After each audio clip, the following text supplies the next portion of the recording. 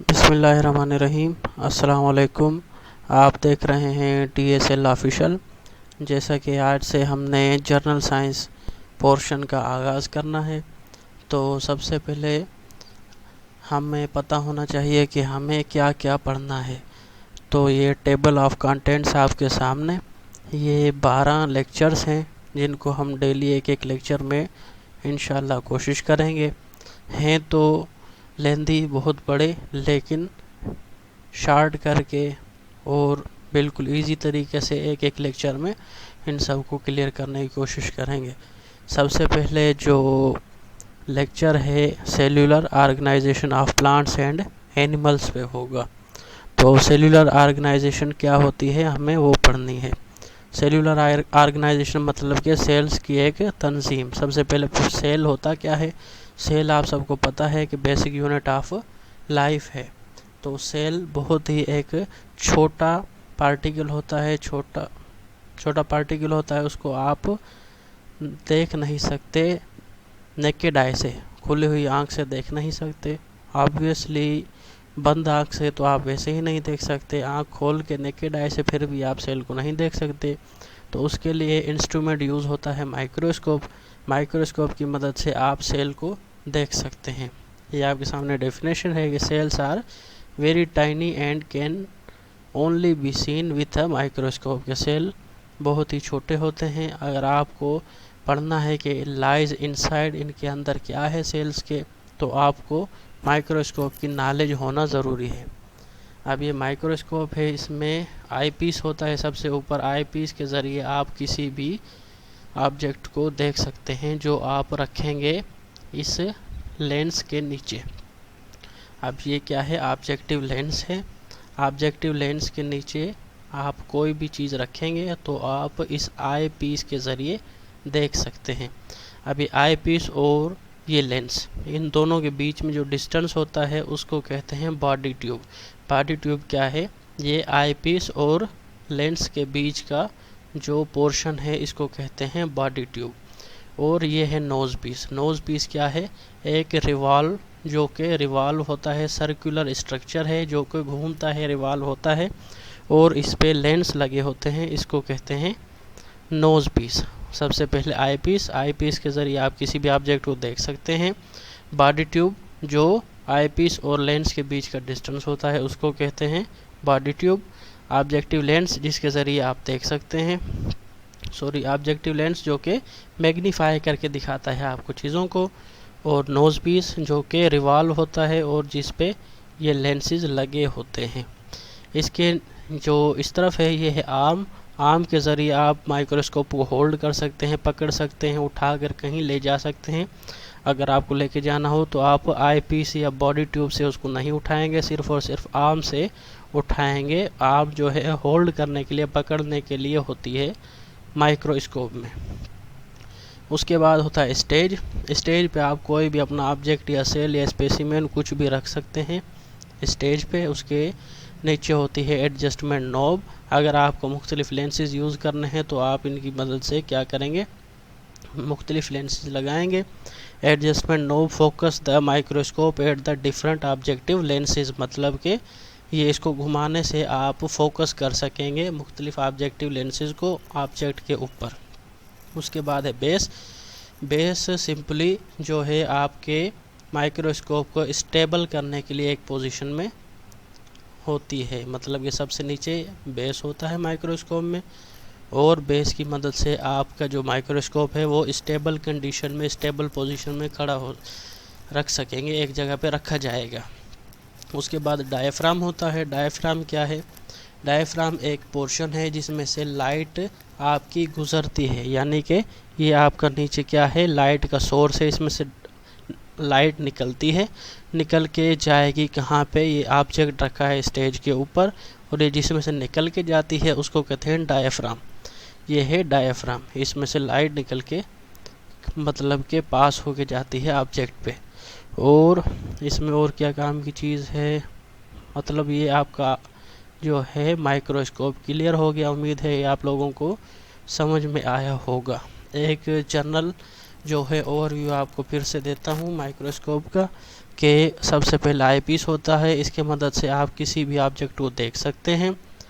Objective lens यहाँ पे लगे होते हैं जो कि आपको मैग्नीफाई करके दिखाएंगे किसी भी आपके ऑब्जेक्ट को या सेल को। और लेंस और आईपीस के बीच में जो लगा होता है उसको कहते हैं बॉडी ट्यूब। और यहाँ पे ये नोज़ पीस है जो कि रिवॉल्व होता है और इस पे लेंसेज लगे होते हैं। नीचे है स्टेज, स्टेज पे आपका कोई भी ऑब्जेक्ट रखा जाता है। नीचे ये सोर्स है, सोर्स में से लाइट निकलती है। सोर्स में से लाइट निकल के स्टेज में से जो दाखिल होगी वो थ्रू डायफ्राम के थ्रू दाखिल होगी। और ये बेस है, बेस जो कि आपके माइक्रोस्कोप को स्टेबल पोजीशन में रखने के लिए यूज़ होता है। एडजस्टमेंट नॉब जो है वो फोकस करने के लिए होती है। और उसके बाद ये आपका पूरा माइक्रोस्कोप क्लियर हो गया। इसके बाद है सेल। सेल क्या है? Cell is the basic structural and functional unit of life. ये तो तकरीबन हर एक दोस्त को डेफिनेशन बाकायदा याद होगी, रट्टा लगा हुआ होगा। और सेल जो है वो किसने डिस्कवर किया था? रॉबर्ट हुक ने, ये भी सबको पता होगा। 1665 में रॉबर्ट हुक ने सेल को डिस्कवर किया था। सेल जो है वो बेसिक स्ट्रक्चरल और फंक्शनल यूनिट होता है लाइफ का, यानी कि लिविंग ऑर्गेनिज्म जो भी होंगे उन सब में सेल लाजमी मौजूद होगा। तो सेल के 4 पार्ट्स होते हैं। नंबर पहला सेल मेम्ब्रेन, फिर सेल वाल, फिर साइटोप्लाज्म, फिर न्यूक्लियस। ये 4 पार्ट्स हैं सेल के। अगर जनरली कोई आपसे पूछे कि how many parts of cell, तो आप कहेंगे there are 4 parts of cell.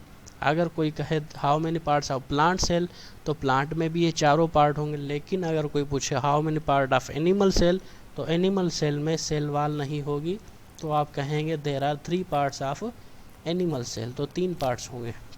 ठीक है, तो प्लांट सेल में outermost boundary cell wall होगी और एनिमल में outermost boundary cell membrane होगी।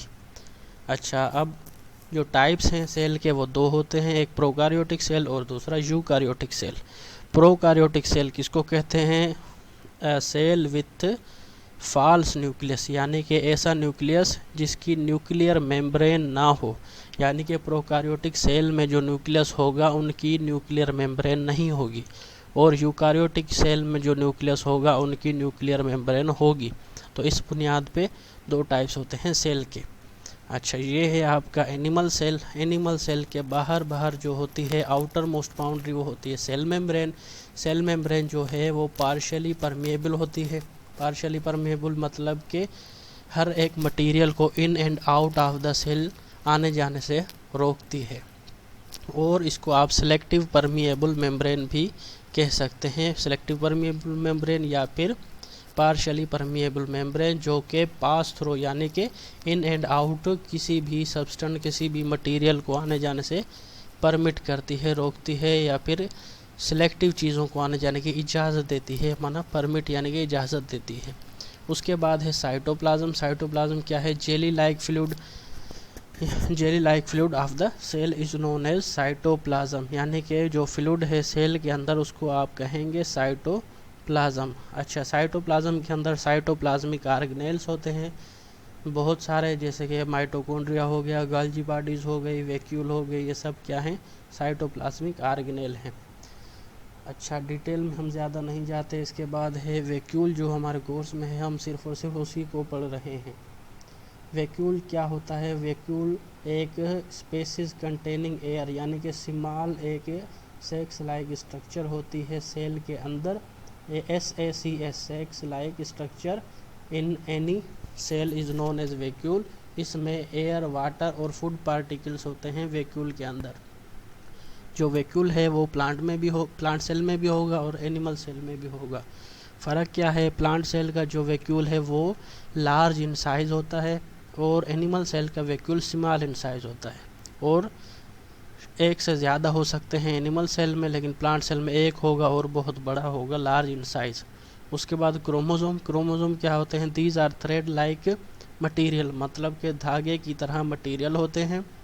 That are passed down from parents to their offspring, यानी कि औलाद में मुंतकिल होते हैं, पेरेंट्स में से औलाद में मुंतकिल होते हैं। They store chemical instructions needed to build the cell and control its function. यानी कि क्रोमोसोम के अंदर क्या होती हैं, इंस्ट्रक्शंस होती हैं जो कि सेल के फंक्शंस करने के लिए यूज़ की जाती हैं क्रोमोसोम में। अच्छा, ये आपके सामने है प्लांट सेल, ये था एनिमल सेल जो कि ओवल शेप का था, और ये तकरीबन रेक्टेंगुलर शेप का जो है ये है प्लांट सेल। इसकी आउटर मोस्ट बाउंड्री जो है वो होती है सेल वाल। सेल वाल जो है वेरी थिक होती है और एक मटेरियल की बनी होती है made up of tough substance, यानी कि सबसे जो टफ सब्सटेंस है सेल्यूलोज, उसकी बनी होती है सेल वाल प्लांट की। अच्छा, उसके बाद सेल मेम्ब्रेन होगी जो हम पहले पढ़ के आ गए हैं, ये सेम होगी जो एनिमल और प्लांट में सेम होती है। उसके अंदर ये देखें, ये जो लार्ज इन साइज़ है ये वैक्यूल है, और एनिमल सेल में वैक्यूल छोटा सा था। उसके बाद क्लोरोप्लास्ट एक्स्ट्रा चीज़ होती है सेल प्लांट सेल में जो कि एनिमल सेल में नहीं होती। These are tiny discs containing a green substance called chlorophyll, यानी कि क्लोरोफिल क्या होता है, ग्रीन पिगमेंट जो कि ट्रैप्स द सनलाइट, जो कि सनलाइट को ट्रैप करने में यानी कि सनलाइट को कैच करने में मदद जो देता है वो होता है क्लोरोफिल, जिसकी मदद से प्लांट क्या करते हैं, एक प्रोसेस करते हैं जिसको कहते हैं फोटोसाइंथेसिस, यानी कि फोटोसाइंथेसिस मतलब प्रिपेयर देयर ओन फूड।